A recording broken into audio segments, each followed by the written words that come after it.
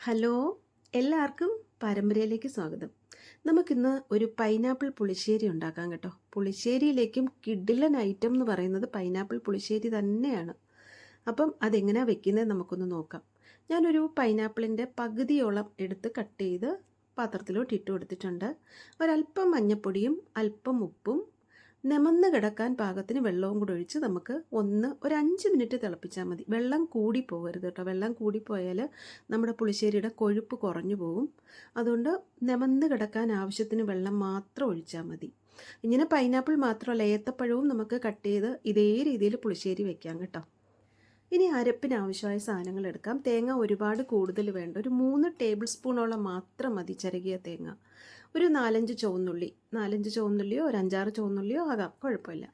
ഒരു 1/2 ടീസ്പൂൺ ജീരകം, എരിവിന് ആവശ്യമുള്ള പച്ചമുളക്. പിന്നെ ഞാൻ ഒരു സാധനം അതിൻ്റെ വീഡിയോ എടുക്കാൻ മറന്നുപോയി. അതെന്താണെന്ന് വെച്ചാൽ ഉലുവ, അല്പം വറുത്ത ഉലുവ ഒരു 1/4 ടീസ്പൂൺ ഇട്ട് കൊടുത്തിട്ടുണ്ട്.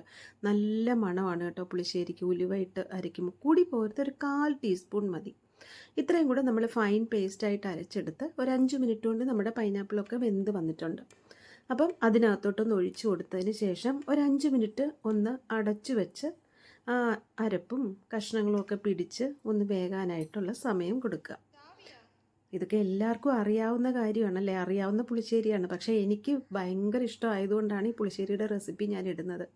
ഇനി നമുക്ക് അതിനാവശ്യമുള്ള തൈരെടുത്ത് മിക്സിയിൽ ഒരൊറ്റ പൾസ് കൊടുത്തതിന് ശേഷം നമ്മുടെ ആ പൈനാപ്പിളും ആ അരപ്പും നന്നായിട്ട് തണുത്തതിന് ശേഷം മാത്രം ഒഴിച്ചു കൊടുക്കുക. ചൂടോടെ ഒഴിച്ചു കൊടുത്താൽ അത് തെരഞ്ഞു പോകും ചിലപ്പം.